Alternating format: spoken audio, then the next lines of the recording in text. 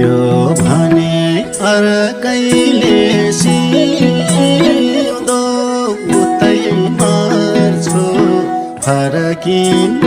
म जिउँदो रम्बीको पार्ने अर्कैले सिउँदो उतै मर्छु फरकिन म